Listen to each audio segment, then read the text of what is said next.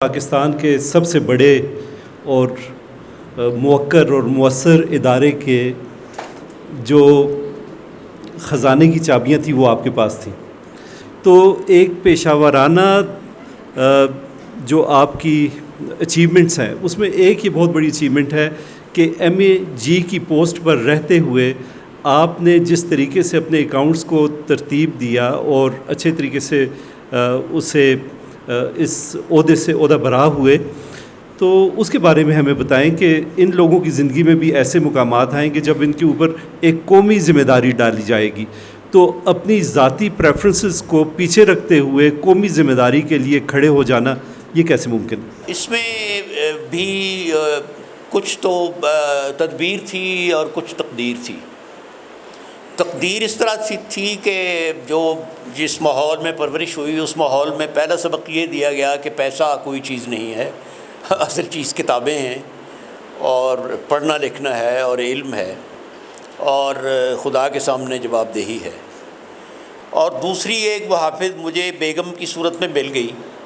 جو بھی کوئی چیز آتی تھی یہ پوچھتی تھیں فون کر کے کہ یہ چیز آئی ہے، اس کو مسجد میں بھیجنا ہے یا بچوں کو دینا ہے، یا یہ واپس کرنی ہے یا یہ قبول کرنی ہے۔ چونکہ میرے پاس میں ایک زمانے میں ڈیفنس پرچیز کا انچارج رہا اوور آل، یعنی اس میں تینوں مسلح افواج پلس فیکٹریز کی جتنی خرید و فروخت تھی وہ مجھ سے ہو کر جاتی تھی، جس میں پاکستان میں اس سے زیادہ پیسے کی تقسیم کہیں نہیں ہے۔ یعنی آپ یہ دیکھیں کہ ہم اس زمانے میں 98 کی بات کر رہا ہوں، 35 کروڑ تو ہم ہر مہینے صرف آئل اینڈ گیس کے دیتے تھے، پھر چینی ہے، پھر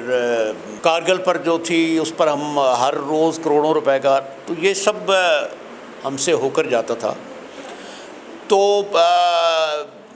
اس کے پیسے کی کوئی انتہا نہیں تھی۔ ہم سے پہلے بھی لوگوں نے پیسے بنائے، ہمارے بعد بھی بنائے، لیکن اللہ کے فضل سے، والد صاحب کی نگرانی سے،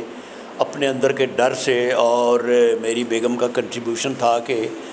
میری ایبسنس میں بھی جو گھر میں ٹرک اور ٹیکسیاں مال سے بھر کر آتی تھیں یہ واپس کر دیتی تھی۔ میں جب ڈیفنس پرچیز کا کنٹرولر تھا تو میرے بچے کو MBBS میں بہاولپور میں داخلہ ملا، تو میں نے جی پی فنڈ ایڈوانس، سب جو سرکاری ملازم ہیں انہیں پتہ ہے جی پی فنڈ ایڈوانس ہوتا ہے ٹو فال بیک اپان، وہ لیا۔ تو میرے باس مجھے مذاق سے کہنے لگے کہ تم ڈیفنس پرچیز میں بیٹھے ہو اور جی پی فنڈ لے کر۔ میں نے کہا جی بہاولپور مجھے جہاز پہ جانا پڑے گا اس کو سیٹل کرنے کے لیے۔ تو وہ کہنے لگے کہ بجائے اس کے کہ تم ہم سب کی کفالت کرو تم خود جی پی فنڈ لے رہے ہو، مذاق سے انہوں نے کہا۔ تو میں نے کہا جی وہ اگر میں اشارہ کروں تو اس کو 5-6 سال کا MBBS کا خرچہ تو مل جائے گا، لیکن اس کی کیا ضمانت ہے کہ یہ پاس بھی ہو جائے گا۔ جب میں نے ڈیفنس پرچیز کا چارج لیا تو میں نے جتنی حدیثیں ملتی تھیں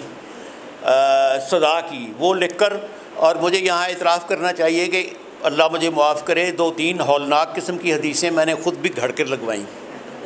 کہ یہ آپ کو سزائیں ملے گی، اور بہت سے لوگوں نے پیسے واپس کر دیے ڈر کے مارے۔ کچھ ماشاءاللہ بہت مستقل مزاج اور ثابت قدم اور بہادر لوگ ہوتے ہیں جو ان سزاؤں سے نہیں ڈرتے، انہوں نے اپنا کام جاری رکھا۔ اب تو وہ آ گیا ہے نہیں، یہ ٹیلی فون جو ہے موبائل، تو اس سے ساز باز ہو سکتی ہے۔ تو یہ اس میں بہت سے فیکٹرز ہیں، آپ کی پرورش کیا ہے، آپ کی جینز کیا ہیں، آپ کی کنسیڈریشنز کیا ہیں۔ سب سے زیادہ یہ ہے کہ اگر آپ کے پاس ایسی پوسٹ ہے تو آپ کا میاں کیا کہتا ہے، اور اگر آپ مرد ہیں تو آپ کی بیوی کیا کہتی ہے، کیونکہ مسلمانوں کی تو یہ روایت ہے کہ ہماری سلطنتیں تک ٹوٹ گئیں بیویوں کی وجہ سے، تو چھوٹی چھوٹی پوسٹوں کا کیا ذکر ہے۔ اب بھی آپ دیکھیں گے ایک بیگم نے ایک آدمی کو کہاں لے گئی اور پھر کہاں نیچے لے آئی، آپ سمجھ گئے ہوں گے، آپ تو سب عقل مند لوگ ہیں۔ تو یہ سارا قصہ ہے۔ میرا یہ خیال ہے کہ آدمی مرد کو تہذیب پہلے اس کی ماں سکھاتی ہے اور اس کے بعد اس کو تہذیب اس کی بیوی سکھاتی ہے، اگر وہ بیوی کو بیوی سمجھے۔ تو یہ تھا قصہ بچنے اور بچانے کا۔